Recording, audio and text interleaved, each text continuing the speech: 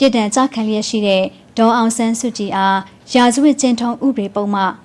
941ပုံမှခွဲ1အရ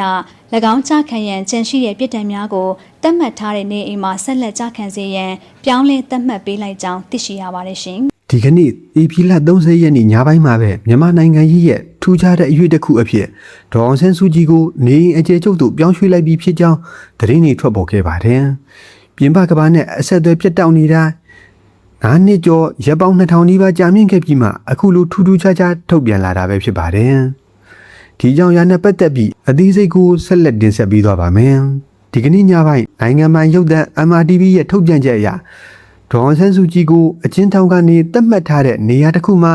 အကျယ်ချုပ်ကြာခံစီဖို့ပြောင်းရွှေ့လိုက်ပြီလို့သိရပါတယ်။ဒါပေမဲ့ဘယ်နေရာကနေအိမ်လဲဆိုတာတော့တိတိကျကျထည့်သွင်းကြေညာတော့တာမျိုးမရှိပါဘူး။ထူးခြားချက်တစ်ခုကတော့ရုပ်သံကြေညာချက်ထဲမှာဒေါ်အောင်ဆန်းစုကြည်ကိုပါတွေ့မြင်ခဲ့ရတာပါ။သူမဟာအဖြူရောင်ခြီသားရင်ပုံလက်စကအင်ကြီးနဲ့နှက်ပြားရောင်အပွင့်ပါတဲ့ထမီကိုဝတ်ဆင်ထားပြီးကျမ်းမာပုံရတာကိုတွေ့ရပါတယ်။သူမရဲ့ရှိမှတော့စစ်ဖက်ဆိုင်ရာအရာရှိတအုပ်နဲ့ရဲအရာရှိတအုပ်တို့ကစကားပြောနေတဲ့ပုံရိပ်ကိုပါဖော်ပြခဲ့တာဖြစ်ပါတယ်။ဒီလိုပြောင်းလဲလိုက်တာဟာတိုက်ဆိုင်မှုတစ်ခုတော့မဟုတ်ပါဘူး။နိုင်ငံတကာရဲ့ဖိအားတွေနဲ့တောင်းဆိုမှုတွေပြင်းထန်နေချိန်မှာဖြစ်ပေါ်လာတဲ့အရွေးတစ်ခုလို့သုံးသပ်ကြပါတယ်။ပထမအချက်အနေနဲ့အာဆီယံကဒေါ်အောင်ဆန်းစုကြည်ရဲ့အမည်ကိုဓာတ်ရိုက်ဖော်ပြပြီးပြန်လွှတ်ပေးဖို့အကြိမ်ကြိမ်တောင်းဆိုထားတာရှိပါတယ်။ဒုတိယအချက်ကတော့တရုတ်နိုင်ငံသားရေးဝန်ကြီး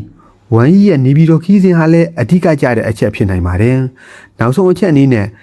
မြန်မာနိုင်ငံအနေနဲ့အာဆီယံစည်းဝေးတွေကိုပြန်လည်တက်ရောက်ခွင့်ရလိုတဲ့ဆိုရင်ဒေါ်အောင်ဆန်းစုကြည်ကိုလွှတ်ပေးရမယ်လို့ထိုင်းနိုင်ငံရဲ့ပြတ်သားတဲ့ပြောဆိုချက်တွေနောက်ပိုင်းမှာ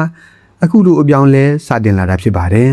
။ဒီရွေးဟာမြန်မာနိုင်ငံရဲ့အတွက်ဘယ်လိုအလှည့်ပြောင်းတွေဖြစ်လာမလဲဆိုတာကတော့ဆက်လက်စောင့်ကြည့်ရအောင်ပါပါ။မိတ်ဆွေတို့အနေနဲ့ကဒေါ်အောင်ဆန်းစုကြည်ကိုနေအကျဉ်းချုပ်ပြောင်းရွှေ့လိုက်တဲ့အပေါ်ဘယ်လိုထင်မြင်ယူဆကြပါသလဲ။